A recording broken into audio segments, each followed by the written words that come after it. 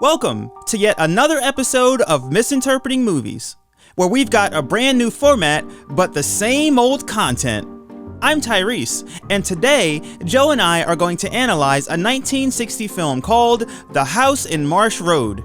And we're going to use this analysis to discuss racism. See? I told you it was the same old content. All the movies we're misinterpreting. That's alright. That's okay. You're really smart, and that's fair play. Misinterpreting. Hello, everybody. Welcome back to Misinterpreting Movies for a late post. This is not on time, so if you're looking for this on time, it's late.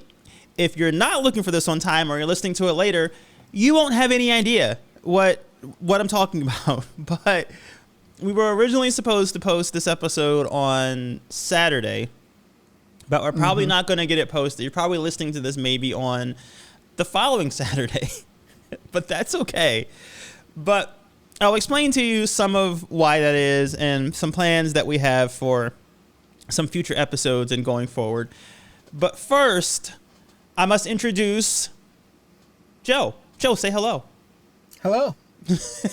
Joe, how was your time away from the podcast? How was your time during this delay that we had for new episodes? Oh, my time was perfectly fine. It's great. Glad to hear Terrific. it. Would you say it was the best time of your life? Sure, that's something I could say. There are many things I could say. Would it be the truth? Not necessarily. But that's okay. So I mentioned something to you, and so I don't really know where to begin with this episode, by the way. We're the people watching this aren't really going to know unless I tell them, and I'm going to tell them. But we're recording this a little bit differently than what we usually do. So usually I do the intro, you and I do the intro together, and then we have a little discussion, and then we go into just the actual show. But on this episode, I'm recording the intro separately, and I haven't recorded it yet. So we're really kind of in the dark here as far as where the conversation is going to go. But I want to mention something that I brought up to you before we started recording. Okay. And it's something that I found in my phone. So for those of you who haven't heard the video of our pre-recording, Joe and I were talking about balls.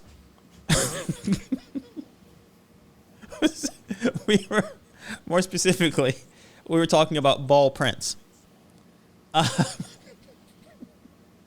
And I told Joe we didn't know how we got on that topic because we had started talking about something completely different, and by the end we had gotten on this other topic, and we couldn't figure out how we got there. We couldn't remember, and I said it's probably my fault. I'm gonna take the blame for it. And I said I feel that way because of something I found in my phone, and I said I'll save it for the show. And here's the show. So before I tell you, you have to assure me that you won't think less of me. Or if you do think less of me, you won't tell me. Tyrice, I want you to know there is nothing you could do to make me think less of you.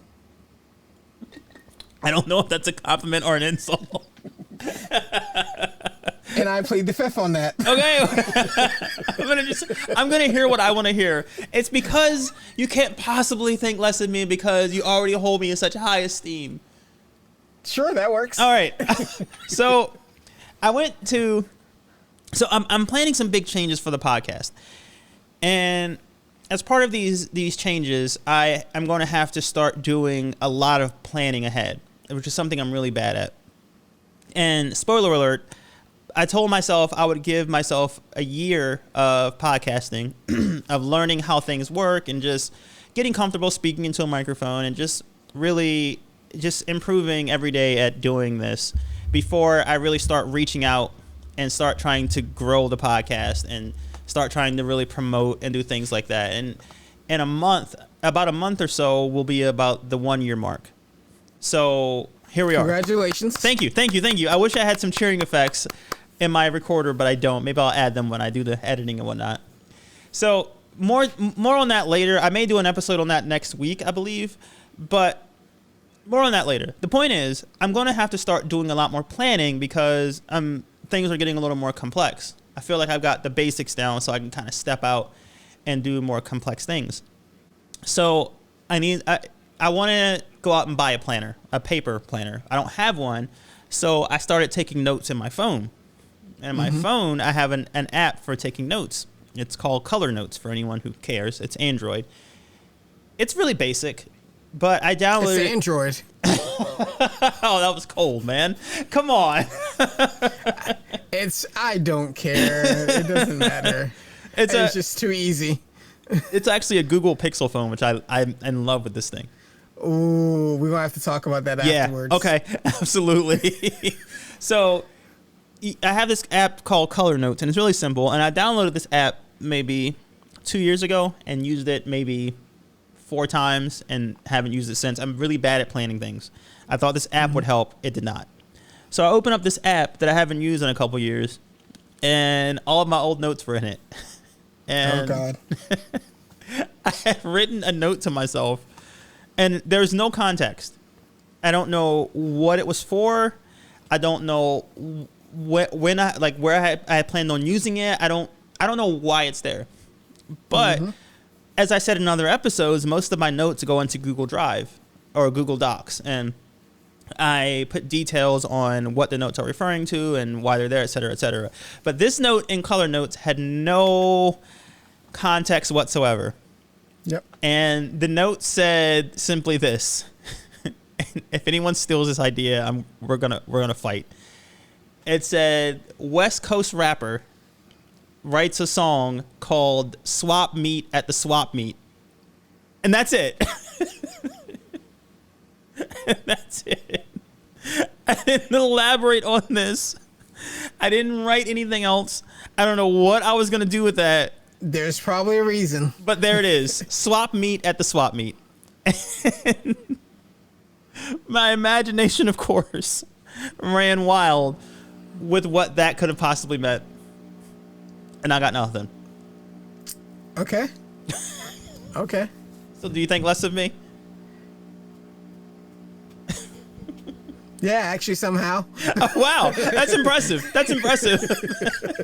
So I say all that to say that I have no idea how we got to ball prints, or I guess ball printing would be a more accurate description of what we were discussing. But I'm going to assume it was my fault because of weird stuff like that I found on my phone with no explanation. So I'll take the blame. After hearing that, you know what? I'm going to let you take the blame on that one. Wow. I thought you said after hearing that, I was going to take pity on you and I'll take the blame. Or maybe I would share a weird story about myself, about swapping meat in in your phone. But no, you did not. You didn't. But I suppose that's fine. I'll take this. I'll take this I don't have L. any stories about swapping meat, so sorry. That's going to be the promo video for this episode. That's going to be the promo video. But anyway, and if you have anything that you would like to share with our grand listening audience, you have the floor. And then after that, we can get into some analysis. Right now, I'm just kind of stunned. You're imagining what swap meet at the swap meet would be, right? I'm trying my best not to.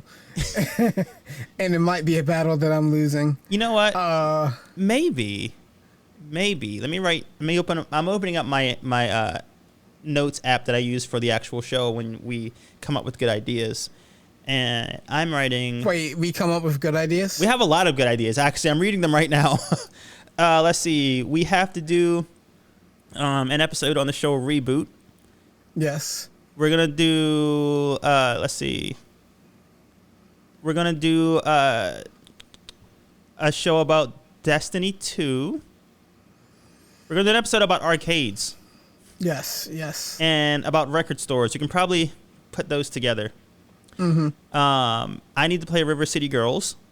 Yes. And there's something in here about a tournament with Tekken, but we don't need to talk about that. We don't need to. We don't need to talk about that right now. Have you downloaded it yet?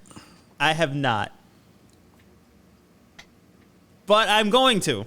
But I've been doing a lot of podcast stuff behind the scenes, and I want to tell you all about it, but I can't because I don't want to tell people on the air. But I have a reason. I have a reason and an excuse. I have not downloaded it yet. There's no excuses when it comes to that day.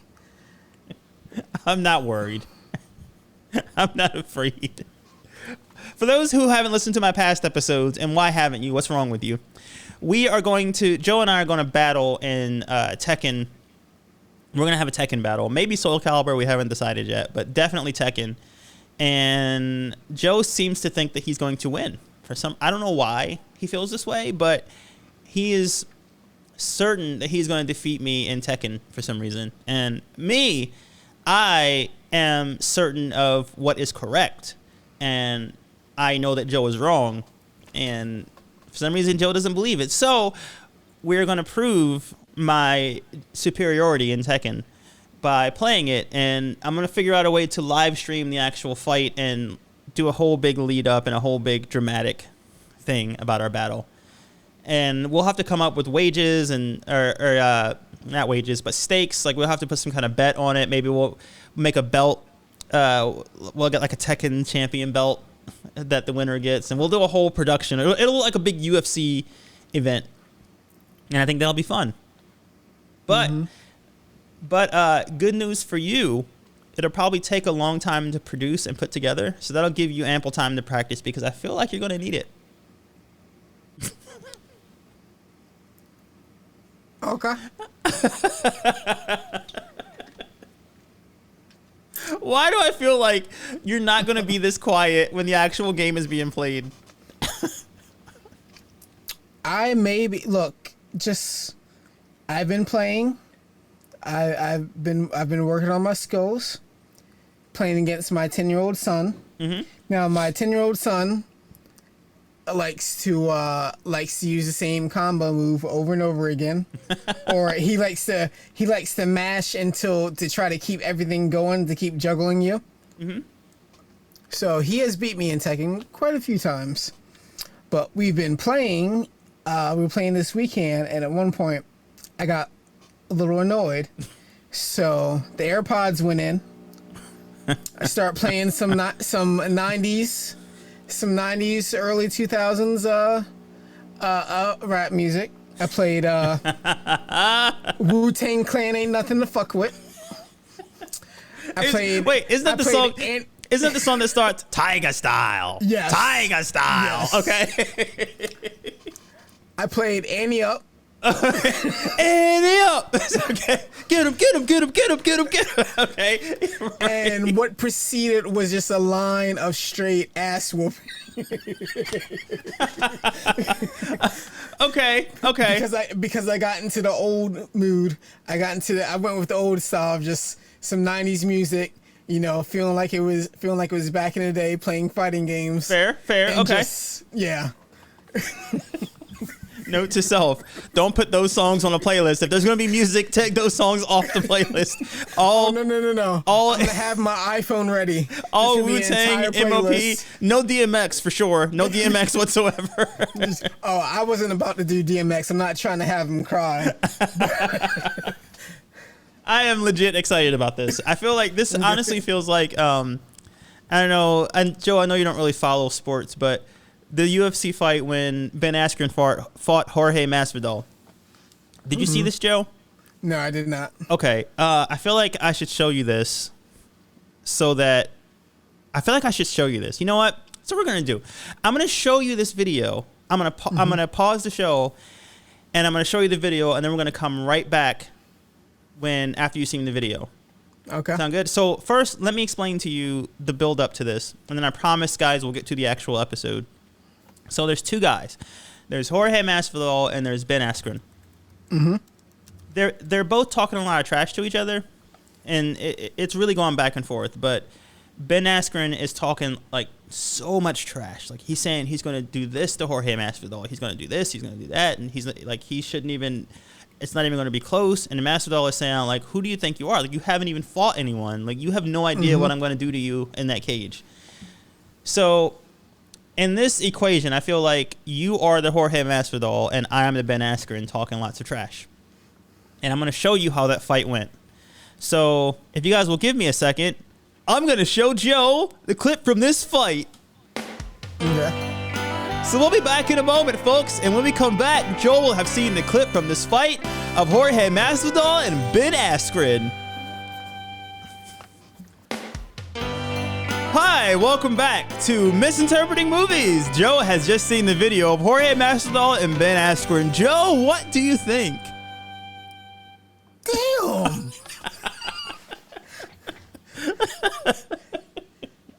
So we didn't watch any of the beforehand stuff where it's like to see the guy talking smack. But if that guy was talking smack, well, he's just not talking right now at all.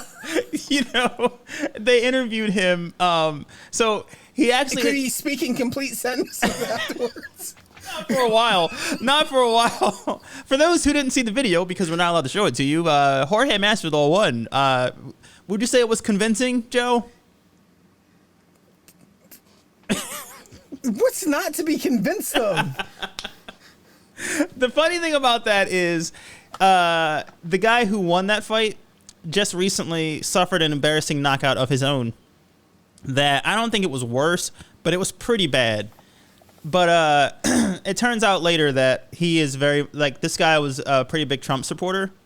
The guy who won the fight that you just saw. This is the guy who who said the guy had soft hands, man. Yep. God didn't give him the. Yep. That's the guy. That's the guy who was talking trash, and he suffered an embarrassing knockout loss of his own. Okay, so to his credit, I can see why he came in with the confidence that he came in with, because That's true. but the guy who he fought was no slouch himself. Like, he was really good. And you know, I became. He didn't listen to his mom. Mom always said, "There's always someone in the world bigger and badder than you." Exactly.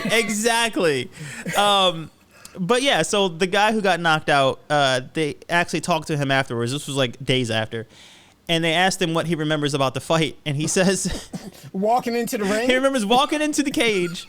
And then he remembers waking up in the hospital or waking up backstage or somewhere. But, he got up he got up eventually. And he walked out of the cage. And he walked back to his locker room. And he didn't remember any of that. Nor would I want to. Right? That's better just gone out of my memory. That was a mercy side effect. Yeah. God damn. So I feel like we've got the makings of that happening with our Tekken tournament. Hopefully not for my sake. But I'm gonna keep talking trash. But now that that's out of the way, let's get to today's show topic. Or at least touch on it, because I've already mentioned today's show topic. We are going to talk about the movie The House in Marsh Road. Have you ever heard of this movie, Joe? Not fucking at all. Did you watch this movie? Nope. All right. That's actually good, because we're not actually going to do a lot of talking about the movie. But one of the reasons why I picked this movie was because this was the first movie that I wanted to do for the podcast. This is the first movie that I found and I picked, and I said, this is going to be the very first podcast episode. But I had watched it and I started taking notes, but when I had gone back to finish my note taking, they had taken it off streaming altogether. And I could buy it on, I believe, iTunes, but I didn't want to pay money for it because it's not something I wanted to pay money for. So I just gave up on it. And now here I am about a year later, and I said, you know what? I have this really good idea that would work with this movie. I'm going to go back and get this movie. And I thought it was streaming for free again, but it was not. I had to rent this movie. So I rented this movie for 2 days via Amazon. And then I got really busy with stuff, and I didn't finish before the rental expired. So I went back, and I was like, I'm not going to make the same mistake again. So I purchased this movie. So I purchased it, didn't rent it this time. I purchased it. And the rental was $2. The purchase was $8. So I spent $10 on this movie. The House So, in Marsh and- Road. At the end, the movie won. The movie won. Yes. Yeah. Yeah. I had given up on this movie once, and I had another setback when I decided to revisit it. And I was just like, you know what? I'm going to be stubborn. I'm going to do this. I'm going to finally do the movie I had wanted to do for a year. And it's not even about the movie anymore. It's about me being stubborn and wanting to get this done and prove to myself that I could do this. So I understand. here we are. And because this movie was so difficult, I'm going to make the topic pretty easy. Today's topic, we're going to talk about racism. Yes. Sorry, shut up, laptop. No, you're fine. Today we're going to talk about racism. Do you think that you have the tools, or the demeanor, or the experience to discuss racism? Or the willingness to discuss racism? Every day I question probably every one of those things. I doubt it. I feel like you're lying to me. So anyway, I wish I had a remote so I could do like a. I don't have a remote. Okay. So without further ado, we're going to get into the first block of discussion for The House in Marsh Road. And we will be back. Should I play my outro music? Sure, why not? All right, so we'll be right back with the first block of discussion for The House in Marsh Road.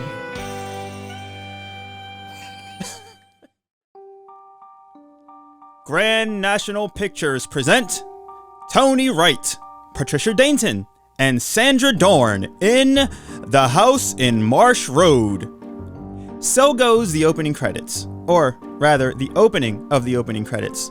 This film was released in 1960, during the era when the film's credits were shown in the beginning as opposed to the end of movies.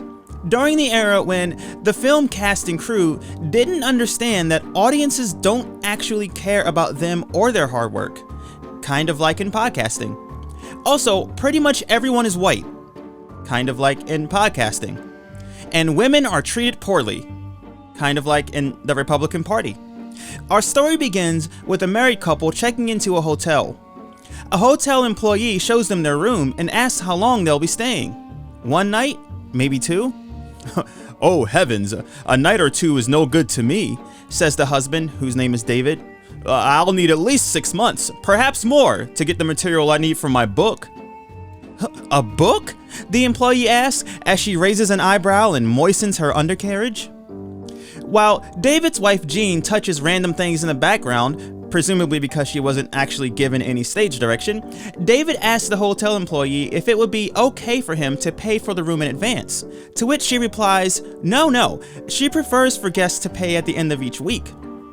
Well, that's highly satisfactory, David says to the employee just before she exits the room. Well, that was highly satisfactory, David then says to Jean, who seems less than amused. David pulls an enormous bottle of alcohol out of his briefcase and starts drinking. Jean lights up a cigarette, scoffs, and asks David what he would have done if the hotel employee had taken him up on his offer to pay in advance. They never do, David replies. It's amazing what the sight of some fake money will do. Everyone's willing to give you credit if they think you've got the money. You see, David and Linda don't actually have any money at all. Their plan, or more specifically, David's plan, is to stay in the room for as long as possible without actually paying. He predicts they'll be able to stall and get away without paying for about 2 or 3 weeks. After that, when their con becomes obvious, they'll sneak out in the middle of the night, find a new hotel, and repeat the whole process all over again. They've apparently been running this con for a while, and David doesn't see a problem with it. After all, it's working, isn't it? Jean, on the other hand, is tired of it. She's tired of lying, tired of defrauding people, tired of moving every 2 weeks, and tired of not having any money. She asks David, "Are we going to live like this forever?" David says he really doesn't see any reason why they shouldn't. But he also tells Jean that pretty soon they won't have to worry about money at all. If he could just get 6 months of peace and quiet, meaning if she would just shut up and stay in her place, this was the 1960s, remember? Then he would finally be able to complete his novel, which would certainly bring them a ton of money. By the way, David is a novelist, the 1960s equivalent of a SoundCloud rapper, or a podcaster. David doesn't have any money, but he's got dreams, okay? And motivation. The problem is, he's also an alcoholic. Gene calls him out on this, telling him that he'll never be a successful novelist if he doesn't lay off the juice. And what little money they do have, by way of Gene's part-time job and a dress shop, is spent on David's addiction. As Ben Gibbard says in that One Death Cab for Cutie song, they never see the money. It goes down his throat through the hole in his belly. That song is called Styrofoam Plates, by the way, if you're curious. David denies his alcoholism, of course. He responds to Gene's accusation by asking rhetorically, "How many times have you seen me drunk?" This very first scene establishes two important points. First of all, Gene notices things that are clear and obvious. David's alcoholism, his wasted potential, and their perilous living situation. But David refuses to acknowledge them. This podcast could have easily been another episode about gaslighting, just like a lot of other films in the 60s, but we're not going to go that route, at least not exactly. Anyway, 2 points are established. Point number 1, Gene notices things that David refuses to see. He calls her a fool. And point number 2 is simple. They hardly have any money. So how does this tie into today's topic? Well, I want to talk about what it's like when you begin to notice some things that others around you don't seem to see. I'm not talking about Pizzagate conspiracy theories or anything like that. I'm talking about racism, sexism, any kind of ism, really. Any kind of mistreatment of a person who is a part of any minority group. What is it like when you can see this mistreatment taking place, but the people around you are completely oblivious to it? Does it make you feel like the smartest, most enlightened person in the room? Or does it make you feel like the dumbest, craziest person in the room? Well, let's talk about it. Well, that was fun. Welcome back. Now we're going to have our first discussion topic of the House in Marsh Road. So, okay. I still have not seen it. You still have not seen it, and you didn't hear any of that description that I just did a second ago. No. So you are still completely in the dark. Pretty much. But that's okay because we're actually not even really going to talk about the movie. When do we ever? Never. So I feel like, why even pretend? Like, let's not even lie to the people and even pretend we're going to talk about the movie. Let's just talk about the topic we're here to discuss. And I want to talk about microaggressions and things like that, or not even microaggressions, just any kind of racism, or we can even touch on sexism, any kind of mistreatment of people who belong to some minority group. And I want to talk about that. And I want to talk. One moment. Yes. This is your woke warning, people. This is a woke episode. We're going to get woke. And all of the wokeness, we're going to probably cancel some people or whatever the people do nowadays, because apparently you're intolerant for wanting better from people or, whatever. So, here's your warning. Yeah, I guess, what I've learned is people don't like being held accountable for their actions. No, they do not. So, yeah, people, this is your warning. It's time to wake up because you're about to get woke. This is a woke episode, if you want to call it that. But I just want to talk about when you first noticed, and I'm assuming here because I'm talking about myself, but I'm assuming that you've have the same experiences, and if you don't, let me know. But when you first start to notice certain things related to racism, right? Because people always say that no child is born racist, and these are things that people say who want to. This is the new I don't see color, right? It's just another version of that. Like, no child is born racist, and in a sense, that's true. But kids get signals from multiple sources all the time. Yeah. So they may not be born racist, but by the age of 1, they've learned how to be racist. But I want to talk about when you started to notice certain things, and I'm not, you can talk about as a kid, but also as an adult. When you started to get disillusioned with some of your friend groups, when you started to see certain things, or you started to see something that didn't even pertain to you, but you noticed it from afar and it made you feel a certain way, but it felt like you were the only one who noticed it. I can give you a quick example. and you don't have to use this, but just as an example, when I first started to notice things like the homophobia and sexism in a lot of mainstream hip hop, and it was just there, and no one was saying anything about it. Like no one seemed to acknowledge it as being there or it being a problem. And I started to notice also, I don't know whether, hip hop culture was influenced by the music or whether the music influenced hip hop culture. But I noticed that it was back and forth. There was a lot of homophobia and a lot of people who listened to hip hop, and it was in the music, and I didn't notice it right away, or I didn't notice it as problematic when I was much, much younger. And when I started to notice it, I'm looking around and I'm like, doesn't anybody else hear this? Like, isn't anyone else have a problem with this? How am I the only one? So that's one example. But do you have any examples of things that you've noticed, but no one else seemed to see it? It felt like you were the only person who saw it. God, there was there have been plenty of things like that. I'm trying to think of things that really stick out in my mind of me like really noticing. And I guess for me, there was a lot of stuff that like it took me a while to see some stuff, and some stuff was blatantly like just blatantly out there, but or when you're younger, you don't see things, you don't understand things. Or it could be something that like, and I have an example for this too, but it could be something that you've always known and you thought that other people always knew as well, but because no one ever had conversations about it, you didn't know that you guys weren't on the same page. One example I have of this is the Confederate flag. And I thought that everyone knew what the Confederate flag represented. The Confederate flag, unless you're a Civil War historian, the Confederate flag is a way of people saying, I'm racist. There's no other way to spin that. It's not...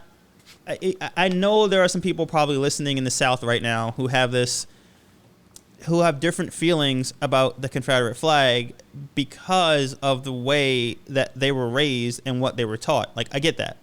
I'm not talking to those people. I'm talking to the people in my state. I'm talking to people in the northern states or anywhere who have the Confederate flag on their pickup truck, who have the Confederate flag next to the American flag on their truck. Like, I'm talking about people who have the flag as simply it's an alternate Trump flag, basically. The Trump flag and the Confederate flag mean the same thing. Like, you're trying to communicate the same thing. And I was going to say, so does the white flag as well. That's a good one. Thank you. But I always thought that people always knew this. So I assumed that when people flew the Confederate flag, that's what they were trying to communicate, right? And I thought that it was understood that black people like me had a problem with it. But what I thought was, I have a problem with it, you just don't care, right? But I thought we all understood that it's an issue.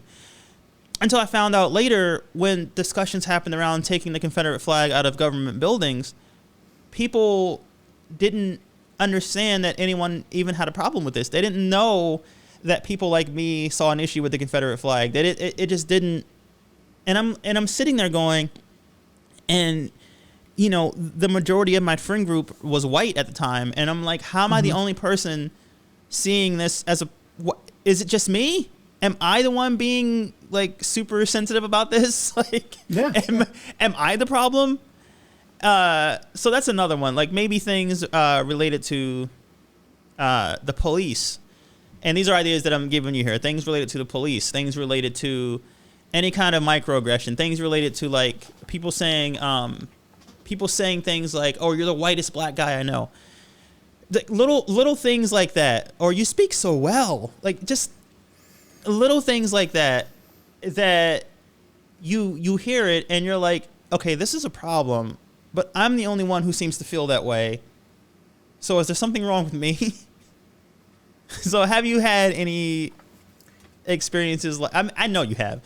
Better question is, tell me about the experiences you've had like that. We grew up in the same area. I know you've had these experiences. Okay. Well, Speaking of which, I was gonna say, I think one of the first real telltale signs was the different classes you would wind up being in. Because I don't even know if I want to say classes, because it's even just because back in like elementary school and stuff, everyone was basically in the same class. There was no like smarter kids class. There was no like class for kids who were struggling. You were on the same class, but it seemed like it was the same division of when they would talk about the smart kids. You would know the certain names that be brought up versus the not smart kids, Right. or whatever. And my name would always be brought up, I guess, in the smart kids, whatever. Right. Or like people were just like, oh, he gets good grades and stuff like that. Like that was one thing. And it was just like, wait, we're like not all like you see the other. I mean, so we met in what, 5th grade? Yeah, somewhere around there. It's 4th or 5th. I think it was 5th. Yeah, I think it was 5th. Yeah. You, me, and Donis.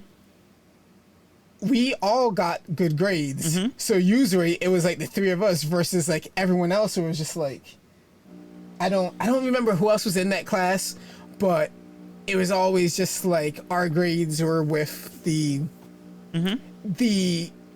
privileged white kids, and that's the best way I can put it. I'm trying to think of a less, I don't know, fuck it. with the rich white kids who, yeah, they did their homework and stuff like that, but it was just like, also their parents are just like, well, you got to do your good grades and stuff like that, and then you get like a pony or whatever bullshit. Whereas it's like you go to your house and you're just like, well, there's no reason you shouldn't get good grades. So if you don't get good grades, that's your ass. Right. and it's also, and like, I'm glad you brought up this example, because this touches on a one aspect of this that I really want to get to, and I would have forgotten if you hadn't told me this story.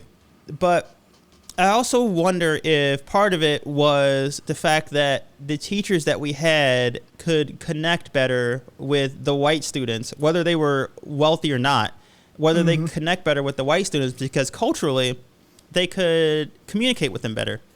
And they could just speak to them in a way that they couldn't speak to the minority kids. And if they didn't work with the minority kids, then they're not going to learn as much as the other kids, or they're going to be less patient with these kids. So they're going to get labeled as the not as smart kids. But I think about that, and I don't know if that's the answer. And there may be a million other factors for this, and there are. But when I look at it, I remember being in those quote unquote smart kid classes, and as I started to progress through school, I got really bored with school. Yeah. I got really bored with it, and I just got like, I was just like, what are we even doing here? Like, this is a complete waste of my time. And I'm not saying I was right or wrong, but that's how I felt. So I started to lose interest in what they were teaching me, and I would do just enough to get through my classes, but nothing more, because why give more effort when this is pointless to me? I just want to do enough to get out of here, and that's it. And when I did that, my grades started to suffer. I'm here because I'm legally obligated to be here. Yeah, I'm like Marshawn Lynch. Exactly. I don't know if you get that reference, but no, I get that. Okay, reference. Good. Like, you know why I'm here. I'm here because if I don't come, there's going to be an issue. Yep. But so because of that, my grades started to slip. And I started to move from those smart classes to the not as smart classes, and the not as smart. I'm thinking, like, I didn't get any dumber. Like, I didn't get any dumber. I'm just not as engaged as I was before.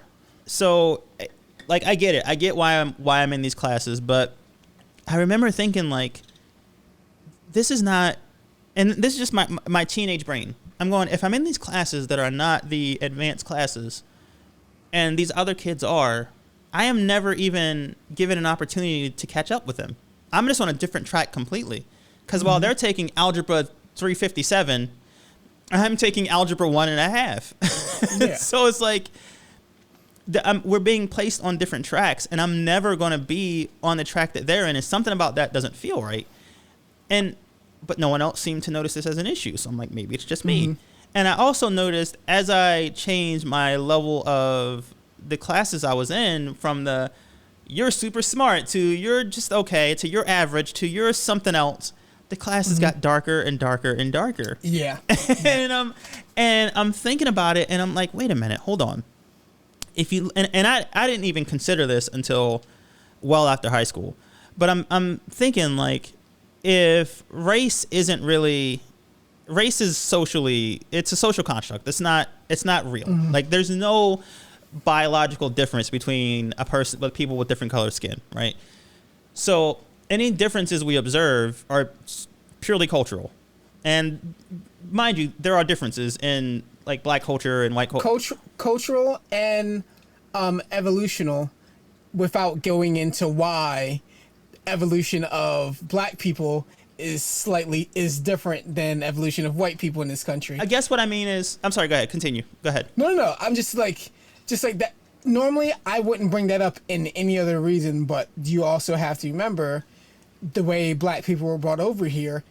Technically, we were bred to survive, to be able to handle workloads and stuff like that. So, right, you technically bred a stronger, variation of black people. And I guess, I mean, in the sense of, and I haven't done any research into that kind of, what's the word I'm looking for? I haven't done any research to confirm or deny that, right?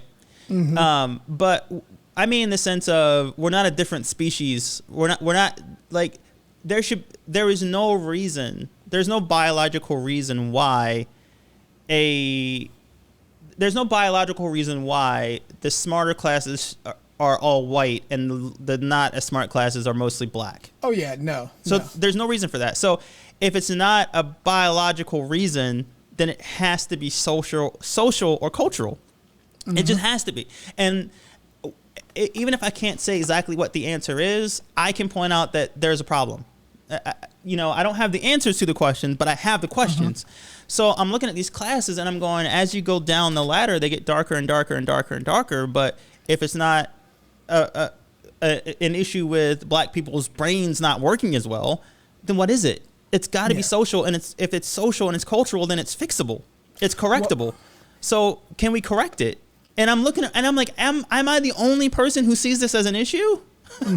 Like, no. Well, that's why I brought up the whole slight biological difference and evolutionary part of it, because it's not where I'm saying that, oh, we are completely a new race, as opposed to you've bred black people for strength, for being able to work through hardships. These were people who had to survive the worst, who had to physically be stronger to survive certain things. So you're stuck with this stereotype of, oh, they're strong for this or that. Although we were also being told that we were lazy, which makes no sense, because if we were slaves, then we're lazy. Oh, we're lazy because we don't want to work for free. That's what it is. But it leads to where you have the NFL, all the sports leagues and stuff, where you see a predominant number of black people in these sports excelling, but it's at the same time still being used for their physicality and not for their mental capacity. And it's even more telling that, I mean, that's true. Like, and we're going to get into sports here, and this will be a brief sports talk, but you brought it up, so this is your fault. Fair enough. But there's a lot of controversy around how black quarterbacks are described and how they're scouted coming out of college versus white quarterbacks. And without going into detail, it's basically black quarterbacks are praised for their physical ability, but they're not very smart. Whereas white quarterbacks are very intelligent. They see the field. They make quick decisions. But black quarterbacks are, wow, he's super athletic, but doesn't see the field very well, or he only gets to his first read. He doesn't go through his progressions. He likes to, if his first read isn't open, he takes off down the field. I know you don't know what that means, but basically, it's saying that white quarterbacks are smarter than black quarterbacks. Did you just assume that I wasn't smart enough to get that, Tyrice? I just assumed that you hate sports so much that if I talk about a quarterback going through his progressions, you'll be like, I don't care. Basically the fact that he doesn't see anyone open, so he decides to run the ball himself. Yeah, basically, yeah. Oh, who got that? Who got that? That's you. But while we're getting into it, so a quarterback has his reads, And let's say he has 4 receivers out there, right? Mm-hmm. His first read is who he wants to send the ball to, who he wants to throw the ball to. And if that read isn't open, then he goes to his second read. And then he goes for his progressions 3 and 4. If no one's open, then he can do whatever. He can check it down to somebody as like his emergency out.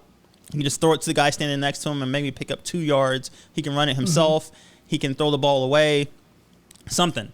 But you have to make these decisions in a split second because you only have like a minuscule amount of time before someone's trying to take your head off. So you got to make these decisions quickly. So wouldn't the more, if you were actually looking at it and say you were trying to figure out why a quarterback would do that, wouldn't that maybe lead to the fact that the black quarterback doesn't trust that his team is going to support him and what's going on, and he's seeing just like, well, I guess I should do this myself and take the responsibility upon myself because I don't see anyone open enough to be able to. Possibly, but the criticism of black quarterbacks is also like a quarterback isn't just processing that, right? Mm-hmm. So the quarterback comes up to, so the quarterback is calling the plays, right? Or the coach is calling the plays, and the quarterback is like has the option to change the play at the line of scrimmage. So what happens is the quarterback comes out, when the two teams are lined up, and he's calling out to the players what to do. Mm-hmm. So he's telling everybody like, this guy over here is going to try to do this. This guy's going to do that. He's reading the defense to see what kind of defense they're going to play. And he's trying to predict all this within like a couple seconds. But what happens is in the NFL, a team will come out, and I can't believe we're talking sports. A team will come out in a set defense, but they'll change it up on you. Of course. So they'll change it up like before you snap the ball. And then they'll try to fool you, and they'll appear that they're playing one way, and then as soon as you snap the ball, they'll move in a completely different area to try to trick you. So quarterback is trying to read the defense pre-snap, and then read the defense immediately after the snap, and he's trying to see where the linemen are going. He's trying to see where the people. He's trying to see where his receivers are going, and he's not only reading them, but he's also reading where the defense is going in the secondary. So he's trying to read all of this at the same time, and all the while he's trying to avoid getting destroyed by these defensive linemen who are coming to murder him. So it's just a whole lot of things to process at the same time, and that's why it's so hard to be a quarterback. That's why they're paid so much. Oh yeah. But people, like, regardless of it's not even about whether black quarterbacks are actually doing what they're being accused of doing. Like, it's not even about whether a black quarterback tends to run more than a white quarterback. Whatever. It's that they're described and they're scouted differently for when they do it. It's kind of like confirmation bias, right? Mm-hmm. If you see a black quarterback run, if you see a black quarterback run 5 times, that's all he ever does. He may throw 50 passes like on a dime, but that's not what you expect to see. So you just see it and just ignore it, and it's gone. No, I agree, but but the reason I brought that up is because that would be another calculation that any quarterback would be thinking about, and any quarterback could not particularly feel like I don't know if I trust if my team's gonna get me through with that. But that's what I'm saying. Like, that would be my first thought if I'm looking without any bias. Right. And if you have the physical ability to run that fast, then why wouldn't you? And if your receivers stink and they're not getting open, then why wouldn't you? Besides, if you're also running the ball, you have a better chance of if someone gets open to lateral pass the ball. Yep. I mean, and that's what a lot of running quarterbacks do. Now, mind you, if you're behind the line of scrimmage, you can throw the ball forward. But once you pass the line of scrimmage, you can no longer pass the ball forward. You can only pass it lateral or backwards. But again, this doesn't mean a quarterback is dumb. It just means that he has a different skill set. But the way that they describe it and the way that scouts describe black quarterbacks is totally different than the way they describe white quarterbacks. And it's just... Oh, I know. I'm just bringing up ways that the bias makes no sense because all you're doing by running is trying to add more options onto your plate, which is what anyone would be trying to do in that situation. It's just another thing that teams have to defend against. Yeah. Like, mind you, like a Peyton Manning or a Tom Brady is very successful. Tom Brady's very bad at running, but he doesn't have to because he's so good in so many other areas that he doesn't have to run. But if you have that like a Patrick Mahomes, if you can run, then do it. But it doesn't mean that Mahomes is stupid. It doesn't mean that at all. But it's just, it's so frustrating to hear. He has another advantage that he's looking to take advantage of in case he needs it. Right. But then it's another example of those microaggressions or of seeing and hearing things and feeling like you're the only one who sees and hears it, is that when someone describes Tom Brady as an intelligent pocket passer and then they describe Patrick Mahomes as a gifted athlete, it's like, well, wait, what about his intelligence? What about Mahomes? He's got intelligence too. Like, what? It takes intelligence to know when to run and when not to run. Like, it just it's for lack of a better word, it's maddening. It is. I agree with you. So I was trying to keep our discussion on track for a certain amount of time, and I don't know how much time has elapsed. So you can keep going. I just want you to acknowledge the fact that you talked about sports and I kept up with you the entire time. I am so proud of you. But I also want you to acknowledge the fact that the sports conversations are going to continue because I'm just going to slowly work them in a little bit more at a time. And I wonder if I can do that for the rest of this episode and make every example I have about sports. I bet I can. I have another one right now. Here's an example of something small that I noticed that it felt like I was the only person who noticed it. I was in a 7-Eleven and I remember this day like it was yesterday. I was wearing a Flyers hat. And I'm not going to assume your knowledge of sports. So I'm sorry if this is insulting. Flyers are a hockey team. Yes, they are. I know you knew that. So I was wearing a Flyers hat. And this guy... I'm all about that gritty. Yeah, I love me some gritty. This guy was in front of me in line. He was a white man. And I was just trying to buy like a bottle of water. Like I don't know what I was doing, but he turns around and he goes, "Flyers, huh?" And I was like, "Yeah, Flyers." And he goes, "You're a pretty big fan?" And I was like, "Yeah." He's like, "Oh man." And he didn't come off as rude. He came off as a guy trying to make a joke, but like he didn't know me well enough to make a joke. So I had every right to be angry, but I didn't feel like he was coming at me in a way that was rude. I felt like he didn't know how rude he was being. So anyway, so he said, "Flyers, huh?" I was like, "Yeah." He goes, "You don't see me too many, what word did he use? I'm going to say he said black guys. I don't remember what he said, but he's like, "Yeah, you don't see too many black guys, a fan of hockey." I feel like brothers is the word that immediately He might have said brothers. Yeah, he might have said brothers. All right.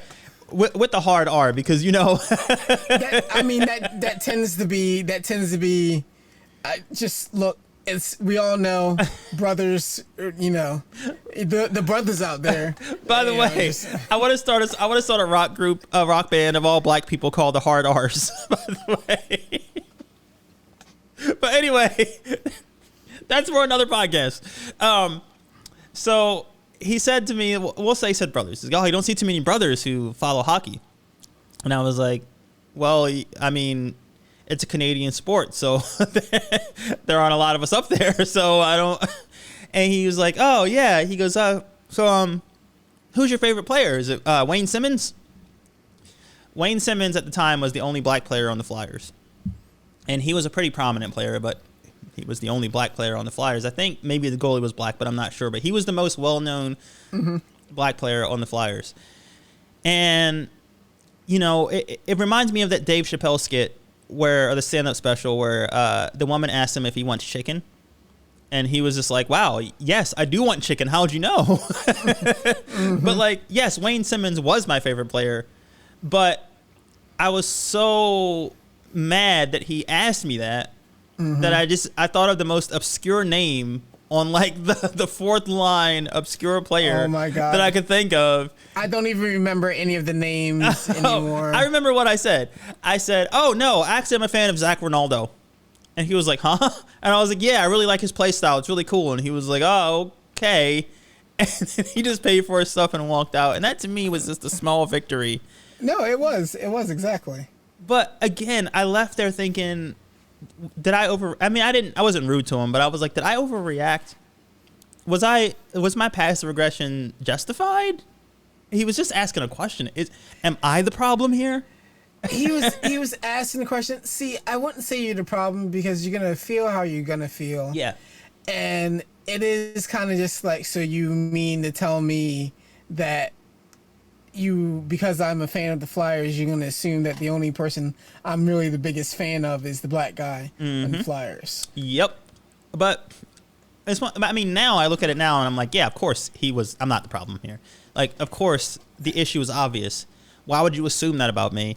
But in that moment, and that's why microaggressions are so dangerous or difficult to deal with, because in that moment you're like, am I the problem?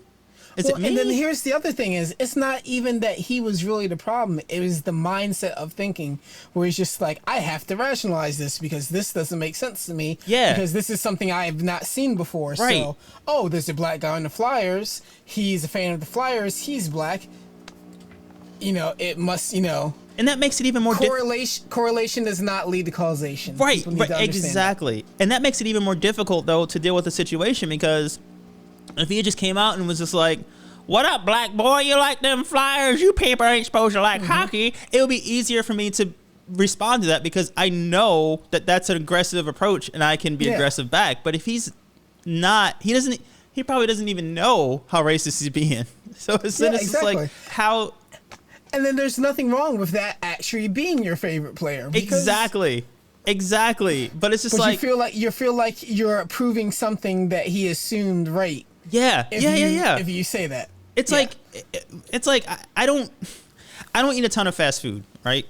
And it's the reason I don't eat a ton of fast food is because it doesn't agree with me at all. Like, it rebels against my stomach and it immediately is like, get me out of here, and it's like explosive, right?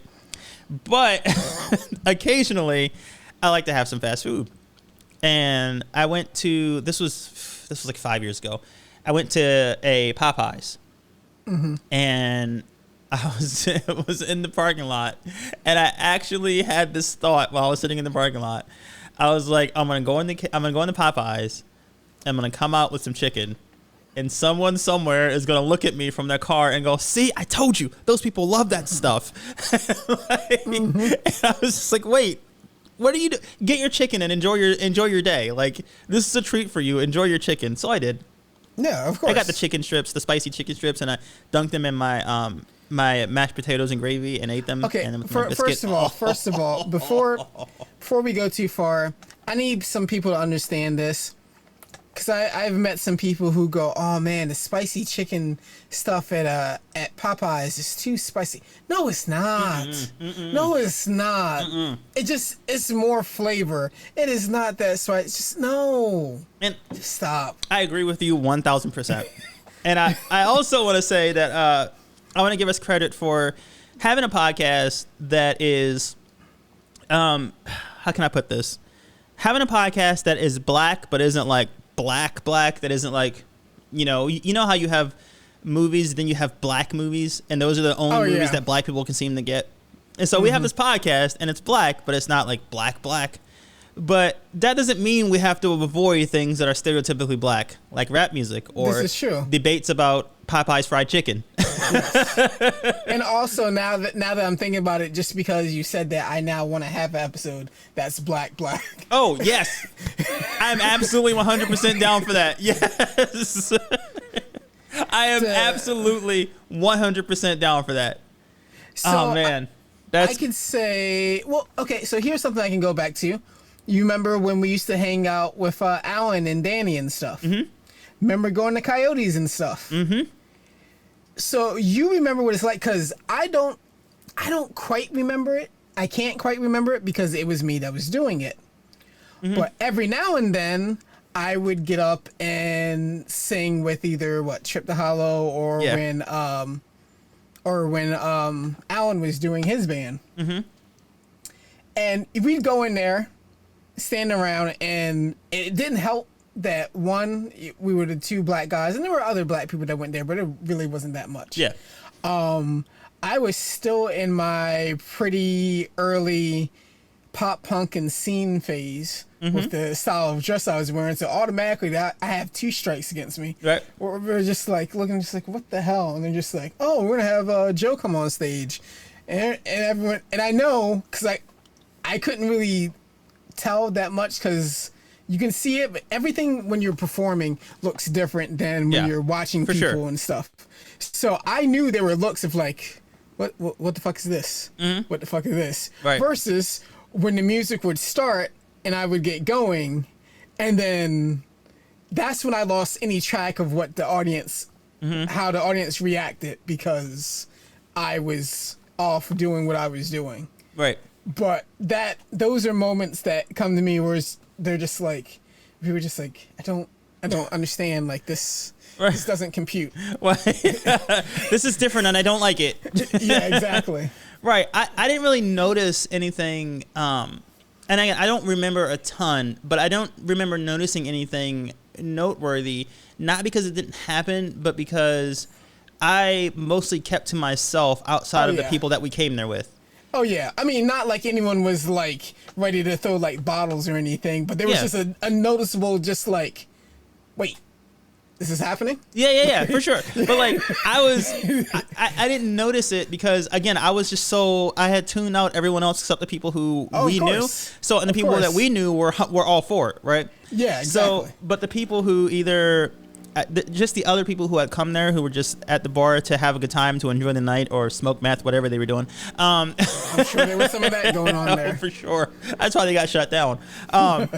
But whatever they were there to do, like, I didn't interact with them because I didn't really have any interest in it. So I just kind of zoned out. And at this point, I was used to being viewed as the weird one in circles, or the one that just didn't quite belong in certain circles. So it just, even if it happened, it was so normal to me that I probably didn't pick up on it because it's kind of what I expected at that point. Yeah. So, you know, it was one of those things that, like I said, I didn't notice it directly. Like someone would have had to have made a comment that I would have heard for it to have been noteworthy enough for me to notice, but I didn't notice anything. No. But well, I mean, just it was definite, like, afterwards there'd be some people like, oh man, like, you know, get some slaps on the back and stuff where like just like, okay, like, is this because you really enjoyed it, or is this because, like, what exactly it's another version is this coming from? It's another version of you speak so well. It's like the pat on the back, like, how I didn't know you people could do that. Yeah, basically that's what it's just like, huh. Exactly. I have something to say to continue that, or something to add to that, but I think now is a good place to break for the other part of this analysis. So we'll be right back after a little bit more analysis of the House in Marsh Road. My timing was off for that one. Do better next time. Skipping ahead a little bit, Jean receives a letter in the mail regarding her Aunt Grace. Aunt Grace is dead. She died 3 months prior, but she left something for Jean in her will. A massive home and all of the contents within it. And £1,000. Oh, by the way, this is a British film. £1,000 in 1960 is equivalent to about £23,552 today, which converts to about $33,232. So, not enough to live forever, but certainly enough to solve all of their immediate problems. But David wonders aloud how much money they could make if they sold the house. I wonder if the house is a valuable property, he says. Jean cuts him off. David, can't you understand it? We've got a house of our own. You'll be able to write your book there. No more running away from landladies. No more lies. No more bluffing our way out of trouble. David tells Jean they should go visit the home at once, though his facial expression hints that he hasn't exactly abandoned the idea of eventually selling the home. They arrive at the home and a gentleman hands them the keys and gives them a tour. This house is huge. It's also, conveniently enough, in a remote location. Jean mentions going into town to find people to assist them with moving in. The gentleman giving the tour tells her that she'll probably find it rather difficult to find anyone willing to come all the way out there. Although, there is one person, a woman named Mrs. O'Brien, who used to work as the housekeeper for Jean's Aunt Grace. The gentleman tells Jean that once he's finished showing them around the place, he'll go find Mrs. O'Brien and have her stop by. In the meantime, they continue the tour. At one point, Jean enters a room first with David right behind her. After she enters the room, the door suddenly shuts behind her. She very clearly did not touch the door, but David blames her for it anyway. "Jean, must you shut the door in my face like that?" he asks angrily. But I didn't," she says. He doesn't believe her.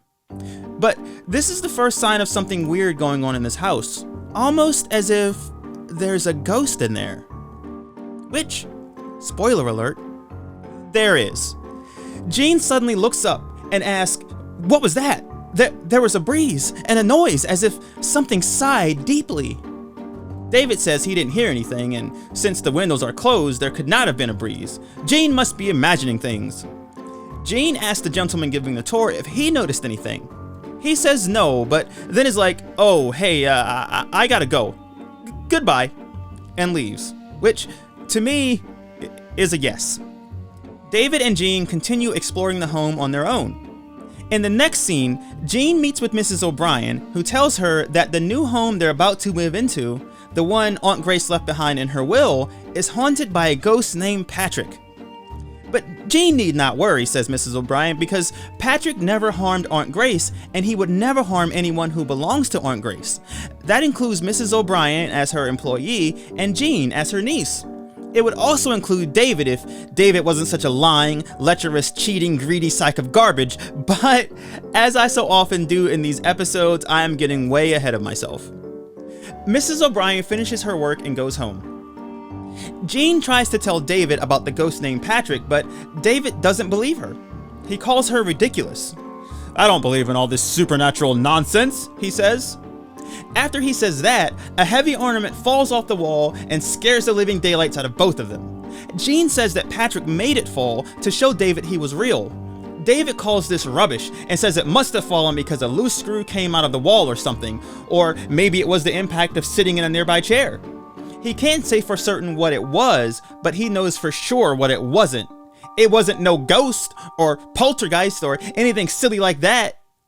David, who earlier in the film denied being an alcoholic, storms out of the house to go to a local pub for drinks. At the pub, he meets a creepy, bow-tied man who clearly doesn't understand the concept of personal space. David tells this man that he is a writer, a novelist, but he struggles to actually finish because he's a lousy typist.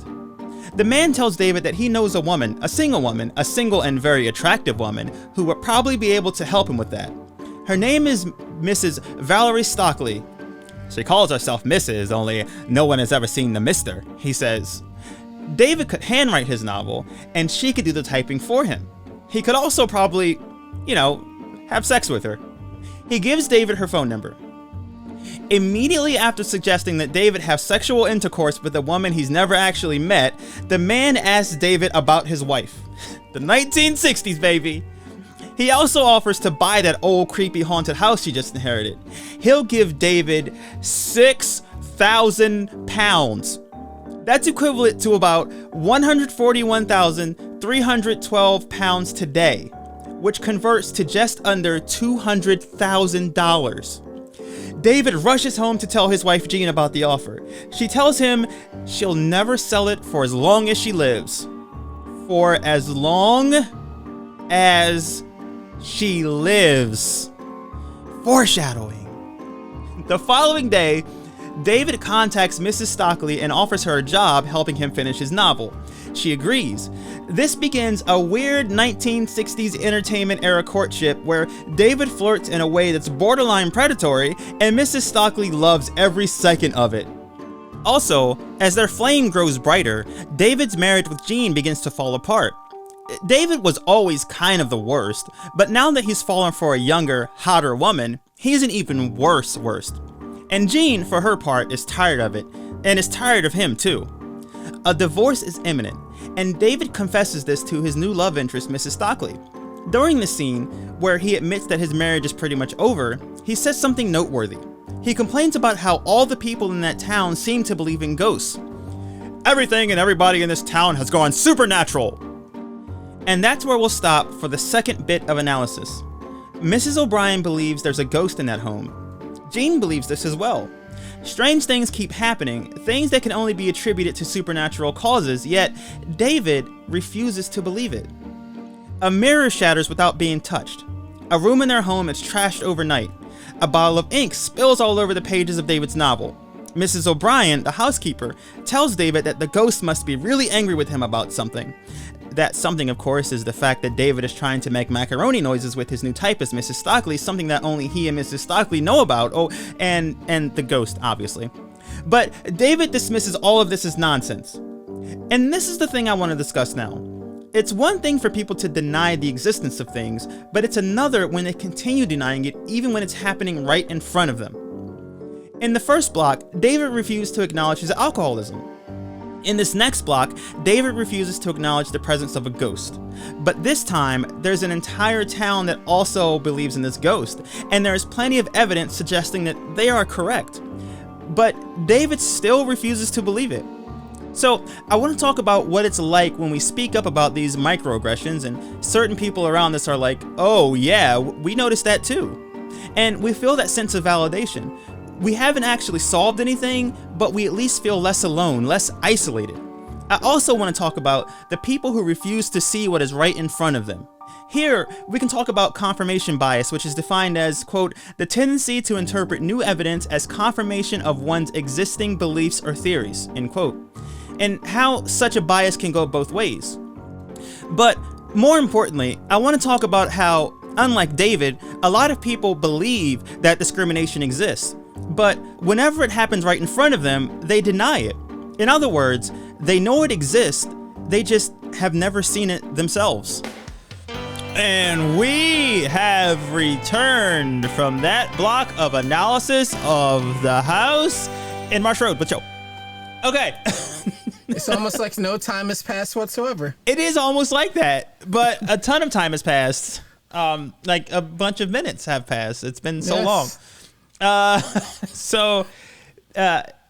We were discussing so many minutes ago about going to Coyotes and about just things that we did that were not the norm or not expected of us.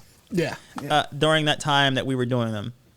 So in this section, I want to discuss what it's like when other people around us start noticing the things that we have seen for so long. And this is the most obvious example of this is people who are getting woke, or people who are noticing things that they had just been blind to, either willfully or through no fault of their own. It doesn't matter whose fault it is. They just either didn't see it or refused to see it. And now they're starting to see it. And I kind of want to talk about what that's like, or what that feels like for us, and even things that maybe we noticed that we didn't notice before, and what that's like when we express that to other people, and just in general, that idea of noticing things that were not noticed before. And before I get to what you have to say, I just want to point out one thing to tie into this Coyotes conversation, and then we can move on. Okay. One thing I've noticed is, and I may have mentioned this on the show before, that the thing with you performing music on stage at Coyotes, or the thing with us being into rock music or punk music or emo scene, whatever, and the thing with us dressing differently and doing our own thing is that, like, I've learned that the things that people judge us for are the things that people praise us for later on.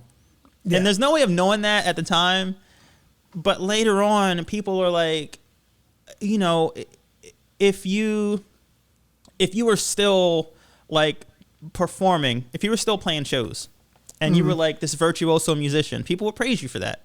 Yeah. Even back then, people will look back then and go, wow, Joe, remember the time you got up on stage and performed? That was awesome.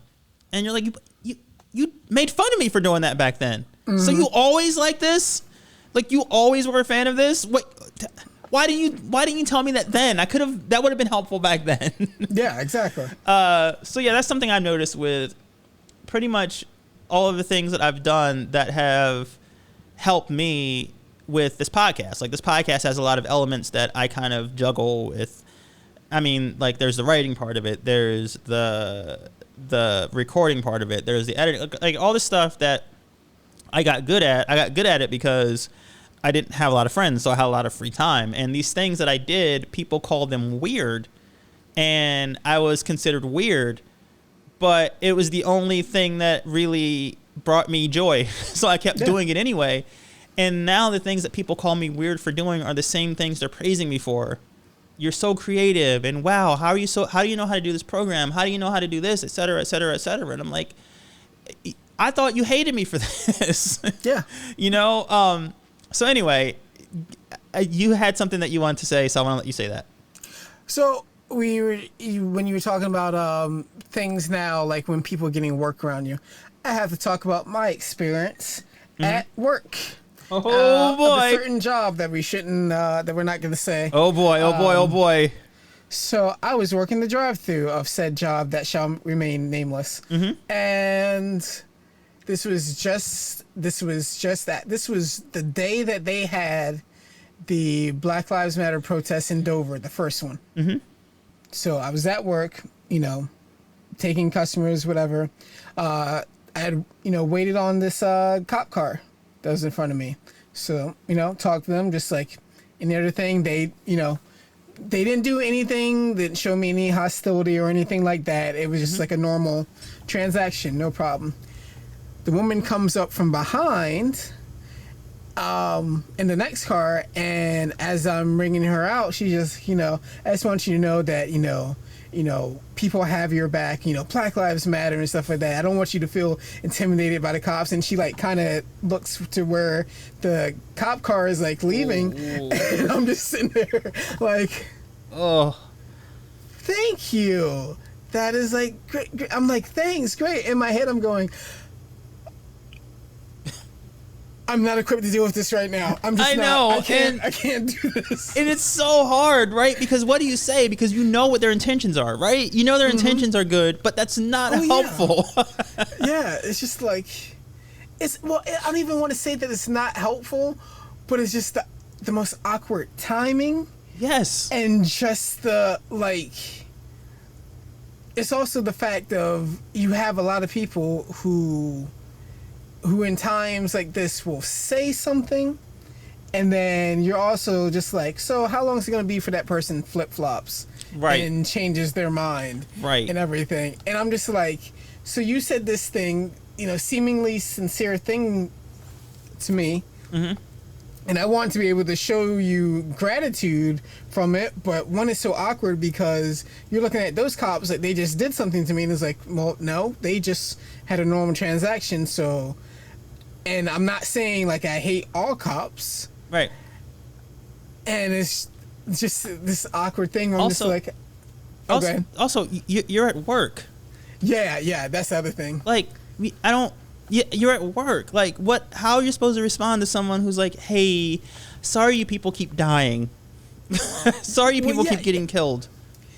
Dealing with black things in spaces that are not predominantly black can be trying and uneasy, and you don't know how to feel, and it's just nerve-wracking. It is, because I think the thing that I've noticed is, and I think this is an example of what you experienced at the drive-thru, is that these issues surrounding being black and about blackness are things that we have dealt with our entire lives. So we've developed ways to kind of, I don't want to say cope. It's defense mechanisms. It's defense mechanisms, but also ways to maintain our sanity while not giving in to the issues that we're dealing with, right? Like, I'm not going to sit here and say that racism is okay, but I am going to say that it doesn't stop me from living my life. Like, I'm not constantly, I'll give you an example. Like, I'm not constantly getting online looking up videos of black people suffering at the hands of cops. If the headline says black man shot by cops in back while trying to run away, I don't need to look at the video of it happening to know what happened, right?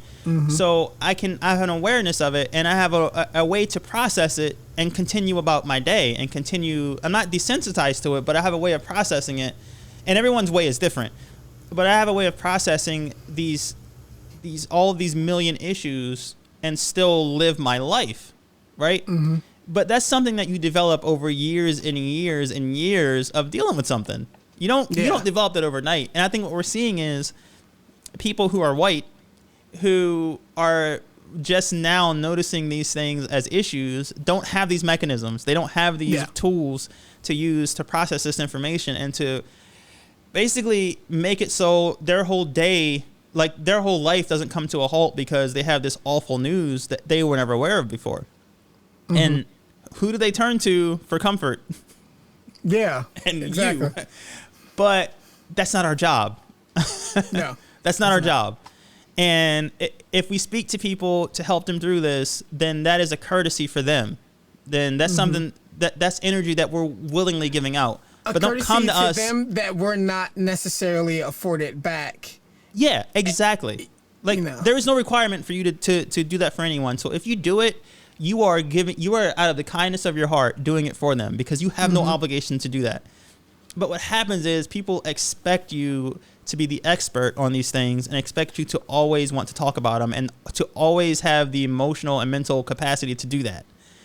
Like, I'm not a community college. I am not a YouTube training course for you. and people have these things and they have these feelings and this guilt. And it's like the person at the drive-thru is like, has all these guilt and these feelings. And what she's doing is saying, here, I have all these, like, I'm carrying this guilt. Just take these bad feelings. I don't want them. And you're like, you never gave her consent to give, or him or her, you never gave that person consent to give you this stuff. It's just now you're holding it. And like, what are you supposed to do with it while you're at work? Exactly. And that's something that drives me absolutely insane. Insane. But it's so difficult to navigate because what do? You wanted, all I wanted is for people to recognize that there's a problem and to care and to engage with it and to see things, to see the things that I wish they would see. And now that they do, I'm like, okay, but can you please just leave me alone because you're so annoying right now. This isn't helpful. Yeah. And then it puts you in the position just like, so if I sit there and just tell them, look, I can't deal with you dealing with this right now. Is that going to turn them off? And they're just like, oh, well, I guess maybe I shouldn't care about it then because, every time I try to bring it up, I'm being painted as an asshole. Like, it's like, no, like, I don't want to do that. But then, like, I'm already coping with this stuff as it is. And then I have to cope with your interpretation of it. Exactly. And that's like thing on top of thing on top of thing as if you didn't have enough to worry about already. Like, both you and this other person have established that this is a very stressful problem, right? Yes. And you know that it's weighing on you. They know that it's weighing on you. That's why they're giving you these supposedly kind words. But now on top of that, you have the stress of, do I take all this emotional baggage on, or do I tell this person I don't want this and risk losing an ally? Now I have the stress of figuring out how I have to navigate this situation. And now it's become, how do I not hurt this person's feelings? And now this issue that is about me is now about them. It's not about me anymore, when it should always be about me. And the issue is 100% about what I'm facing. But now I got to put me on hold because I got to help deal with them. So this is another layer of stress that you have on top of that. It drives me crazy. And I don't know about you, but it drives me it does. Crazy. It does. But yeah, in this movie that you haven't seen, there's this is only kind of related to what happens in the movie. It's pretty loosely based on that, but as all things are in this analysis that I do. But it's also not just about things that other people notice that I've always noticed. It's things that that are new to me as well. And one of the things that is new, that at one point was new to me and that I'm still learning about, and deals with harassment or sexual harassment and gender discrimination, and just basically people treating women like objects, or the way that people interact with women in general. that's something that was, I mean, I think you and I talked about this on the episode where we discussed some of our old songs. And Yeah. Was it the episode about cancel culture and how we would have been canceled years ago? I think so. And yeah, we both would have. Yeah, we would have been out of here. Yeah, pretty much. Pretty much. But Not a day goes by where I don't think about beating the ever-living snot out of that little asshole that I used to be. Right. And every year, I'm pretty sure I'm just thinking of the newer version of me beating the shit out of the year previous versions of me. So. It's a constant thing where the old you could constantly like catch these hands from the new you, like every year. Oh yeah, exactly. Like future you is looking at you right now, going, "I dare you to come into this future. I dare Pretty you." much. Pretty much. But yet another reason not to time travel, because if two pieces of matter can be in the same place at the same time, and the time space continuum not collapse, younger me is catching an ass whooping. By the way, I ran into a guy at the place that shall not be named, and I asked for his name, and I promise, guys, listeners, I'll get back on track to what I was talking about before. I know that we get sidetracked a lot, but I promise I'll get back to where we were. But I ran into a guy at the place that shall not be named, and I asked for his name, and he said his name was Tyrice. And I said, my name is Tyrice. And he looked at me and he said, there can only be one. And I was like, I want to be your best friend. But I didn't. I just let him go on about his day. Can I ask you, for a moment, did you have that twinge of panic that was like, oh shit, it's me from the future? This is it. This is that moment. It could have been. It could have been. Oh man, I didn't. Wow, now that I think of it, maybe it was. Possibly. Well, I'm happy I let myself live, and I seem to be doing pretty well for myself. He seemed pretty happy with life. So, see, you say that. I feel like it wouldn't be that nice for me. I feel like if future me had came back, he would be looking me dead in the face, and I would just look and just like. So it's come to this. He's like, it has. Let's do this. Just like, we're both at the same time and say we always knew this would happen one day.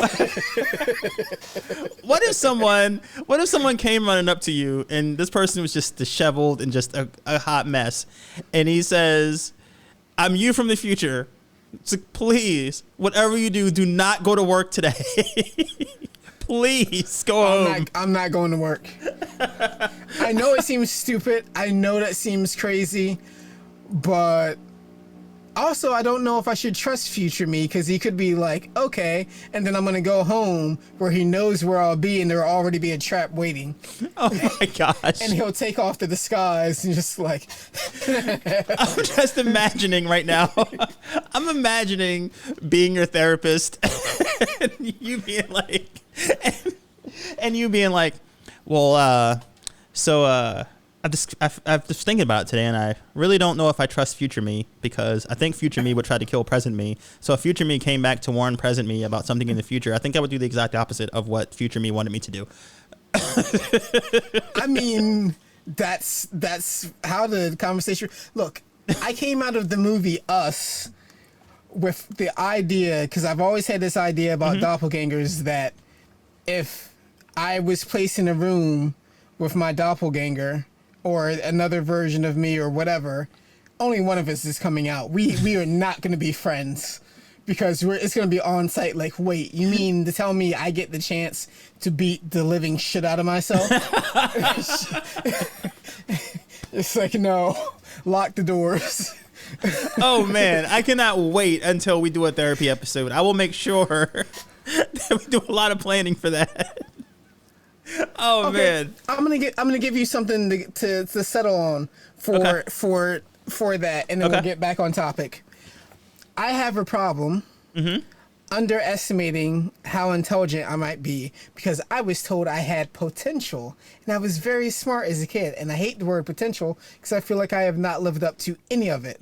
The fact that people said I had potential, I feel destroyed me in some way, whether it's true or not, in my own mind. So I have at the same time that I don't believe I am very intelligent, and I kind of believe that I'm kind of stupid, and I just say enough to skirt across where I might be intelligent. I also have an issue with people treating me like I'm stupid, and it drives me insane because it makes me feel like they think that I'm stupid, which I technically believe, which I don't like the fact that they're insinuating that I'm stupid. And I also can't tell if I actually am smart or if I fooled myself into thinking that I am slightly smart. And that's what I deal with every day. So I'm gonna reply to that with this, right? I think that contrary to making you stupid, I think this is what makes you even more intelligent.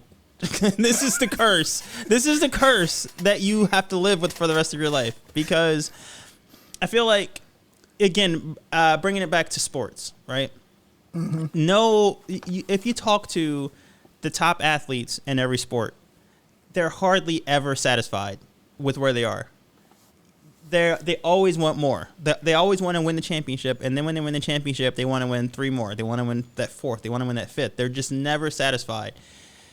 It doesn't matter how good they are. They always want more, and they want to push, and get more. And that's what motivates them to keep, getting up in the morning and putting in all the hard work and the training and everything.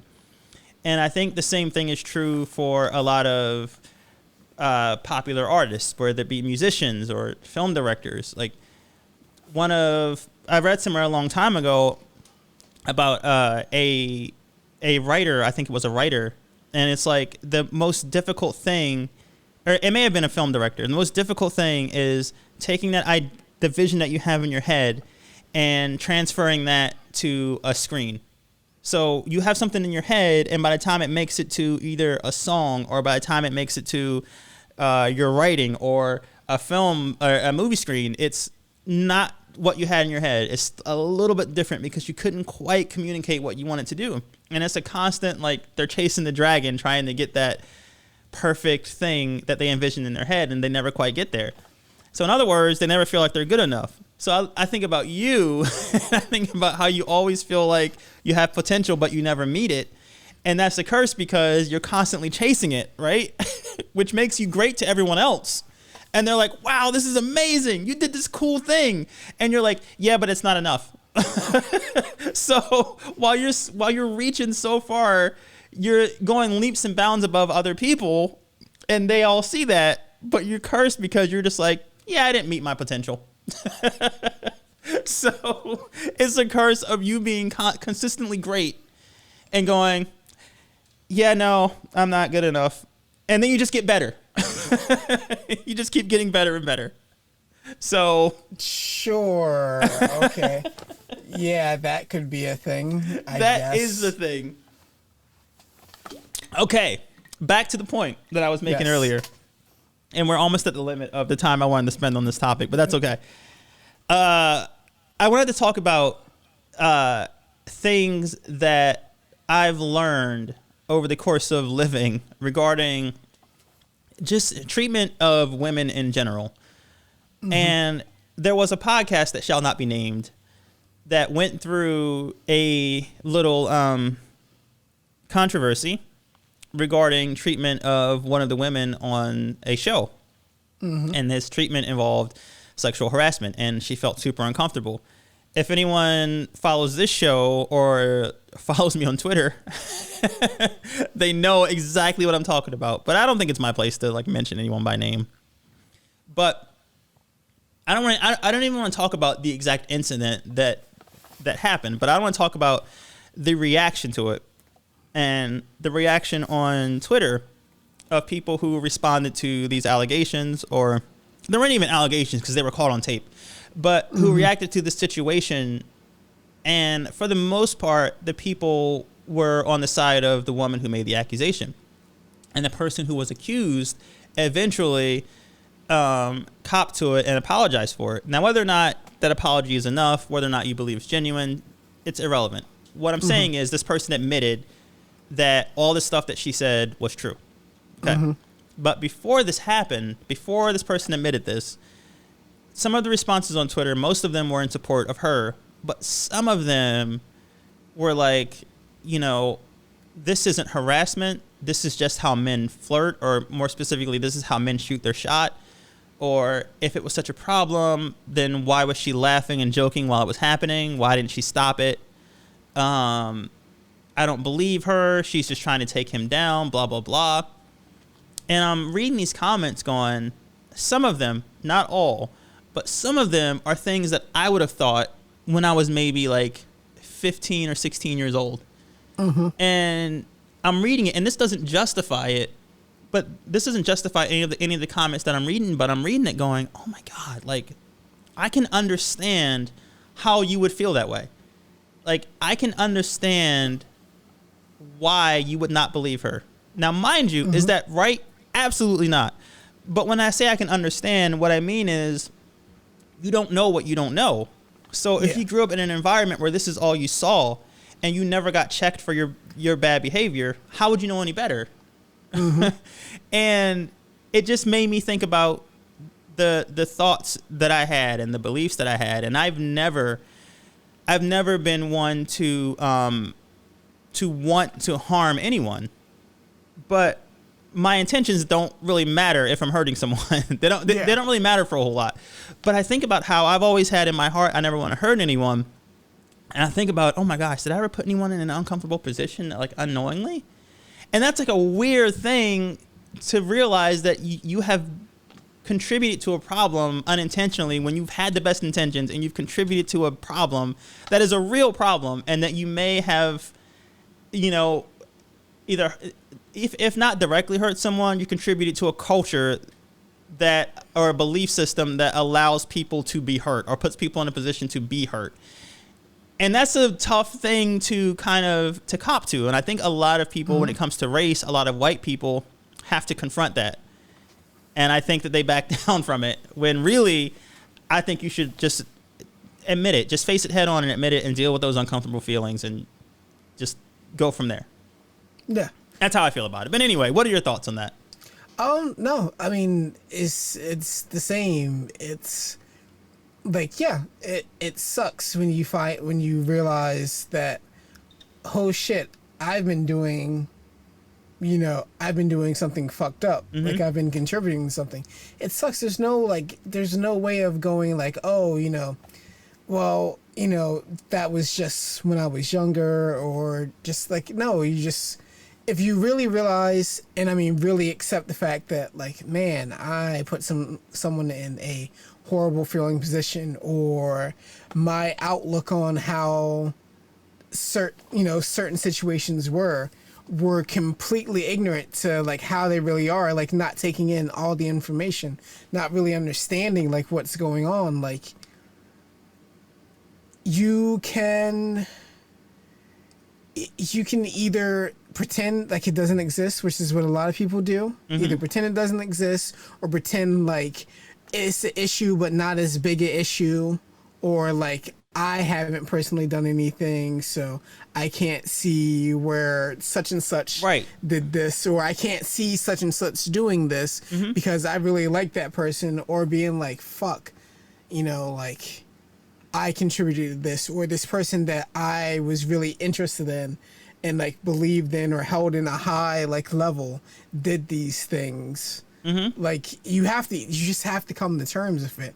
And by sitting there saying, I don't care if you, like, generally don't want harm done to someone, but if you are contributing by either being like, well, there's no possible way that this could have happened to this person, there's no possible way that this person could have done this, or there's no possible way that I could have hurt this person, then you don't actually care, or you don't understand what's going on. Yeah, and that's the thing. It's like, we don't get to tell people how to feel, right? Yeah. So if I were to say to you, like, if I were to say to you, hey, Joe, if we were to do another episode and I were to say, Joe, I want to talk football again.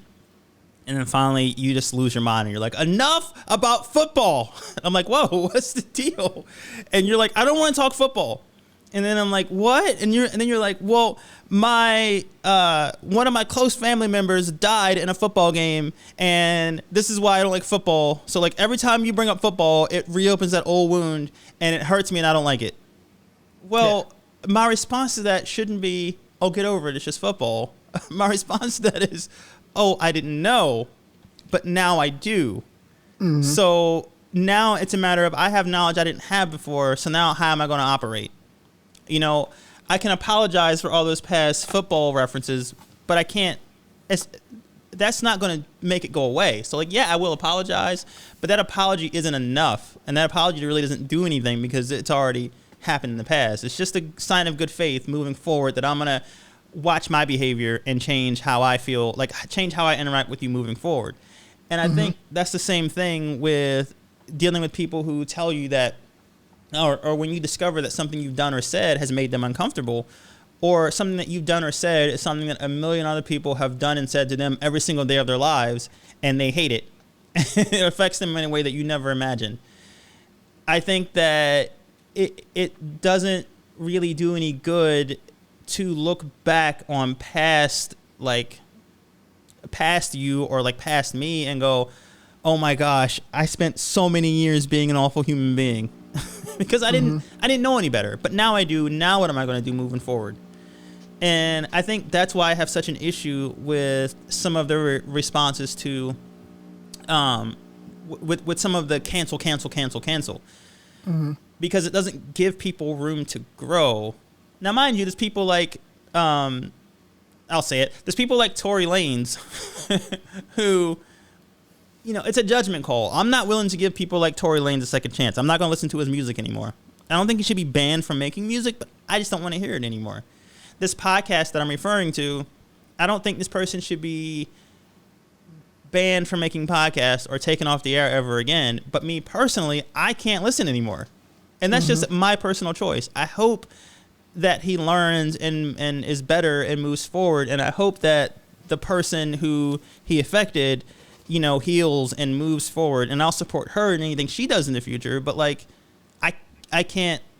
It's my personal choice not to listen anymore. And I don't know if that's how much that's gonna affect his bottom line. But it's just, I don't want that energy around me. So I'll find something else. By the way, my new podcast of choice is the 85 South Show. Listen to it; it's great.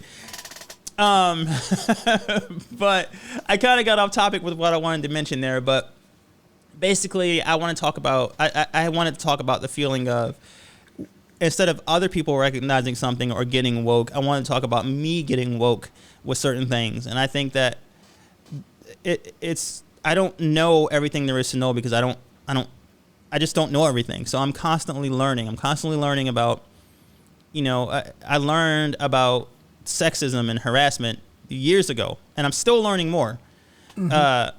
You know, I'm at like level 50, but there's no level cap. So I can go to level 999 with learning about sexism, right?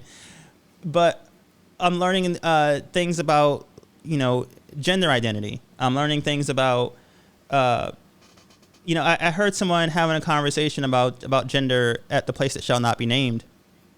And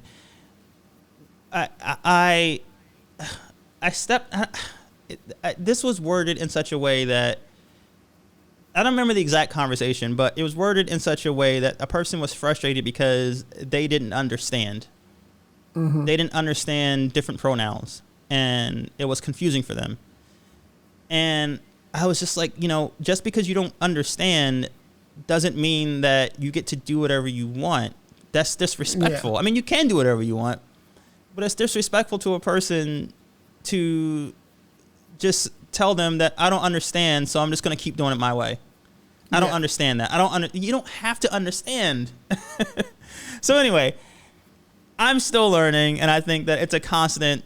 Everyone should keep learning. That's what I got to say about that.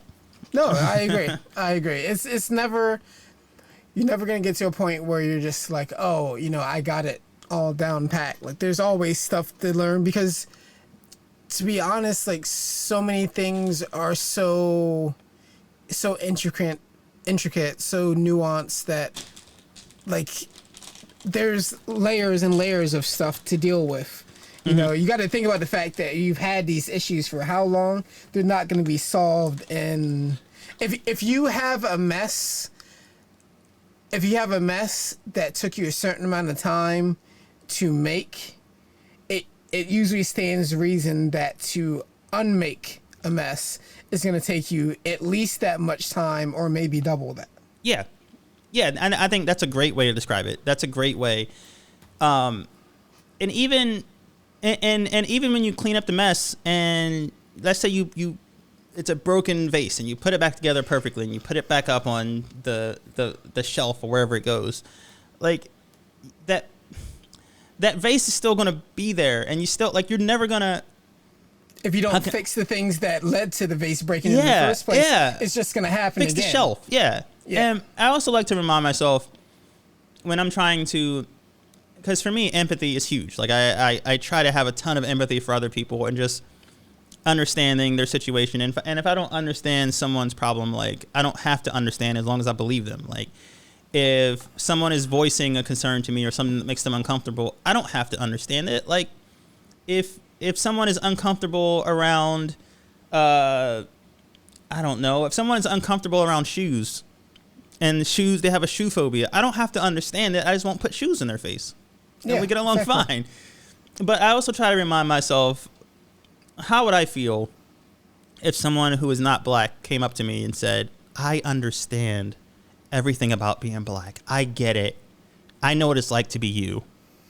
How would that make you feel? If you were talking about something regarding some issue involving being black and they go, oh, I know exactly what you mean. Like, how would that make you feel? Do you have precisely 30 seconds to vacate this fucking spot? Or even better, I know what it's like to be black. I grew up poor. But when I say that, the reason why I say that is because that response that you just gave me is 100% valid. So who am I to ever claim to completely understand a minority group that I'm not a part of, to understand what they go through on a daily basis? I will never fully understand. But that doesn't mean I have to stop trying to have empathy or to consider the things that they voice to me or communicate, and recognize that, you know, there's a difference between being an observer and someone who's living it. Like, you can be an ally and observe from the outside, but recognize that you're on the outside looking in. So exactly. I just think it's important to remind myself that, so I don't give myself any kind of I'm not so hard on myself for if I have blind spots that I didn't know about, or if I'm saying or doing something that's not helpful, or, you know, something that's hurtful, or I learned some information that I thought I was doing things the right way, and then I find out that I've been wrong all along. It's just that no one's told me. It's not their fault for not telling me. It's my fault for not knowing, and I need to learn. So, and, you know, just, it's a constant process. Yeah, exactly. Yeah. So I think we can come back for one more block of discussion, and we'll keep this one brief because I was trying so hard to keep us on track for a certain time, and I failed. So we will be right back after this next section.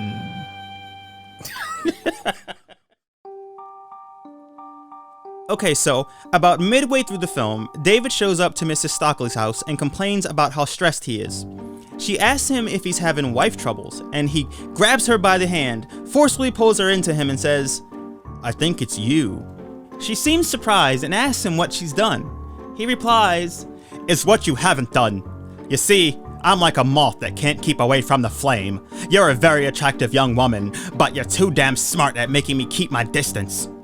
Then David murders her right then and there. Just kidding. He doesn't do that, but it really sounds like that's what he's about to do, doesn't it? Anyway, Mrs. Stockley tells David that she's getting a divorce. And after she gets that divorce, she doesn't intend to be anyone's mistress. She intends to find a husband, and he'd do just fine. But, unfortunately, he's married. It has been known for a man to get a divorce, he says. So let's review some things before going forward.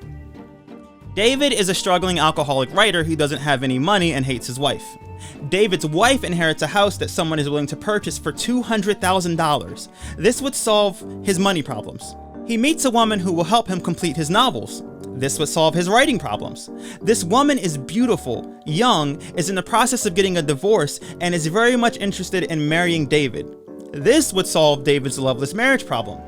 The solutions to all of David's problems are right there in front of him. There's just one thing standing in the way of his happiness: his nagging wife. Hey, it's the 1960s, remember? Anyway, David has been lying to Mrs. Stockley because he's David and that's what he does. He's led her to believe that he has a ton of money, and the home that's worth $200,000, that's his too. But none of that is true. It's Jean who has all the money, remember? And that's Jean's home. But David has been stealing money from his wife and giving it to Miss Stockley. Jean eventually finds out about this, and she's not even mad.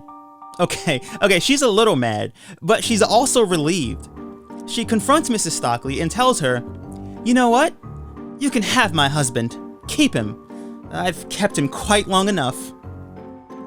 After that sick burn, she makes sure to tell Mrs. Stockley about all of David's lies. All of the money he spent on her was stolen, and the house isn't his. He's got no money. He's got nothing. This sends Mrs. Stockley into a delirious rage. She tells David that if he loves her as much as he says she does, he'd kill Jean. He'd, quote, break her silly little neck. So, of course, the final portion of this film is David attempting to do just that. Before I explain that, though, I have to explain how Jean even learned about David's affair in the first place. It was Patrick the ghost. It's really pretty convoluted, but at one point, a desk drawer crashes to the floor and a love letter from Mrs. Stockley falls out of it. Jean reads it, and that's how she finds out about David stealing and cheating. Okay, moving on. The film moves forward a couple weeks, and Jean and David have seemingly made amends and repaired their marriage. This is all a ruse, of course. It's just a way for David to earn his wife's trust back so he can get close enough to kill her. But each attempt is thwarted by the ghost, Patrick. First, David basically forces Jean to drink a ton of alcohol, and then he tries to push her down an elevator shaft. But before he can, Patrick closes the elevator gate just in time.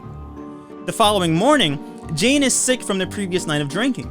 She's too weak to get out of bed, so David brings her a glass of hot milk. But before he does, he gets a bottle of sleeping pills out of the medicine cabinet. The bottle says to only take one. Anything more than that would be dangerous. David drops 6 of them things into that glass of hot milk and delivers it to his wife. "Drink this. It'll settle you down," he says. "Come on, drink up your milk." As she tries. And she tries. But every time she gets the glass to her lips, every single phone in the home rings loudly at the same time. It's Patrick. After David leaves the room, Jean takes a close look at the drink and notices a foreign substance in it. Her expression turns to horror as she realizes the truth. Her husband is trying to kill her. She jumps out of bed, pours the milk into a potted plant, hops back into bed, and pretends she drank the whole thing. David checks on her in the middle of the night and is shocked and disappointed to find that she is still very much alive. And at this point, I can skip to the conclusion. Jean leaves home the following morning to go into the city because, well, her husband just tried to kill her. While she's gone, David invites Mrs. Stockley over and they have sex and awkwardly kiss each other a few times. David tells Mrs. Stockley all about how he plans to kill Jean so that he can finally sell the house so that they can all be together. But Patrick has other ideas. Patrick locks all the windows and doors and burns the whole house down with David and Mrs. Stockley inside it. They both die. Jean lives. No one gets the house. The end. Woo, that was a long one, but welcome back after all that time away for the conclusion of this episode. And since this is the conclusion, we can play the usual concluding song where we give our final thoughts on today's topic of what was today's topic? Kind of seeing things that seeing things that other people refuse to see, I guess, Seeing or don't things that other see. people, seeing things that people don't see or refuse to see. Realizing that there could be more to a situation than just what you perceive. Yeah. So, just trying to look at a bigger picture of how things relate to people. I think people have trouble with that, with looking at the bigger picture, and also with just, I think empathy is the biggest thing. Yeah. I think people have their own worldview in their head, and they expect everyone to kind of fit into that, and they just have blinders on, and they're blind to everything else that's happening around them, and I think that people get hurt because of it. Yeah. So it's one of those things where if you act differently or say something differently or behave differently or feel differently than someone wants you to, instead of them thinking, let me adjust my preconceived ideas of what people are supposed to be, it's, you're wrong for not being the way that I expected you to be. I'm not wrong for having these preconceived ideas. It is you who are wrong, and you need to change to fit my narrow definition of what you can be. I think everyone just needs to expand their definitions of the things they've held true for however long they've held them. Yeah. And one of my goals with this podcast is to help people with that. Because the same way that you got up on stage and would sing and scream along to those songs is the same way, and people would say, wow, you blacks can do that? I mean, I wouldn't say that, but they would think it really loud. Yeah. Is the same way that I want people to listen to this podcast and see that, we can just put that small little morsel of a reminder in someone's head that the definition of black isn't this narrow, it's very wide. And Yes. it can include Popeye's fried chicken. It can include references to rap music. It can include all these things, but it can also include this wide variety of these diverse topics. And we're not this small. No. And I said this before, and I'll say it again. And we didn't fight over this, but we had a tiff over it in one of our very first episodes. Where I said, in my personal opinion, the point of the black community should be to make people realize that there is no monolithic black community. Yes. It's that we are very diverse, and when we're viewed as a community, as a group, it's only in conversations dealing with how we're mistreated by others. So when you say things like the black community, for me, I would use it in the sense of the black community is is disproportionately represented in the American prison system. That's not our fault. Like that's a stat that's not on us. Even though but that's a whole other episode in itself. But that stat is a sign of how we're viewed by the larger society, how we're treated by the majority groups in power. So in that sense, we can refer to the black community when we're talking about racism, when we're talking about stereotyping. We can talk about the black community because that affects me the same way it affects LeBron James. And our lives are nothing alike. Yes. But we're still affected by that the same way, even though our lives are completely different. Balding is getting to him for sure. Whereas you have a nice hit of hair there. For now. But any day now, it's gonna go the way of LeBron James. Sure. Okay. But LeBron James is like comes and goes. It's really weird. I don't know what he's doing, but he needs to just. It's his barber. He needs to just go bald. Like. Oh, there was a tweet, and then we can get out of here because we're getting off topic again. There was a tweet where someone tweeted that her boyfriend was, I don't know if he was cheating on her or what. He was doing something, but she paid his barber $100 to push his hairline back 3 inches. I think I heard about that. Oh man. Yeah. I don't even care if that's true. That's hilarious. And maybe one of the most damaging things you could do to somebody. Exactly. But LeBron, just shave it off, man. Just go bald. Just go for the MJ look. It's fine. Yep. For a while, he was doing the headband like a little bit farther back every year. Just give it up. Yeah. But anyway, do you have any final thoughts? Because if you don't, we can get the heck on out of here.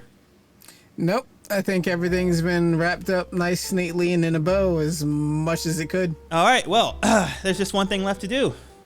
And a 3, and a 2, and a 1, and crank up the slider all the way, and press play. Misinterpreting all the movies that you've seen. You might not have seen all the movies we're misinterpreting. That's alright, that's okay. You're really smart, and that's fair play. Misinterpreting all the movies that you've seen. You might not have seen all the movies we're misinterpreting. That's alright, that's okay. You're really smart, and that's fair play. Misinterpreting. Oh, okay. I want to read something that Joe sent me. He sent me this during our last break, and I don't know. This is my radio voice, by the way. I don't know if I'm allowed to read this on my podcast because it may fall under copyright rules, but I'm going to try. But I put this at the end of the podcast because if we get a cease and desist, we'll just chop this last part right on off. So here we go. It's a song Joe sent me that he felt was relevant to the podcast and to the topics that we were discussing today, and I agree. It's a song by Samus. Is that how you say her name? Yep. And it's called Mighty Morphing. And I'm going to read a part of this. I wish I could play it, but Samus, if you're listening, can you get you and your record company to give us the rights to play this? Okay. Verse 1.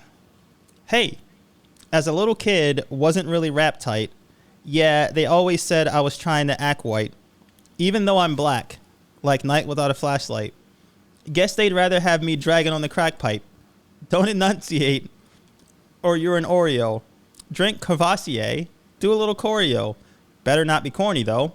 Better start the party like Mario. Yeah, entertain me like the Maury Show. Don't get me wrong, I swear I really love to dance. And when I'm home, I get jiggy in my underpants. Yep, I pretend I'm popping rubber bands. I will clap my booty like I got a pair of other hands. I actually do that. Zam, and if I really feel the best, I gets down like when I'm hearing Billie Jean. I got my drink and my two-step, no respectability. Move my back to some future, like my favorite trilogy. Oh, that's good. That's a good line right there. Mm-hmm.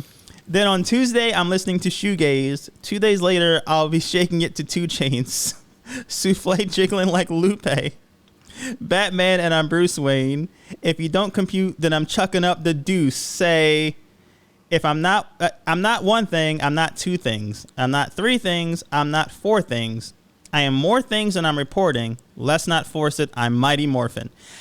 I don't think I could say it any better than that. Yep. That is everything we just tried to say, wrapped up in some excellent lyricism. And I agree. And one of these days, when I figure out the rules regarding songs and critiquing them and copyright exemptions for like educational purposes, maybe we'll do a music podcast where we actually play songs and analyze them. And that will be one of them. Yes. But that's one of the things that I'm trying to plan for. So stay tuned for some pretty big announcements. But as for now, we can go ahead and say goodbye. Toodaloo. Goodbye. Goodbye.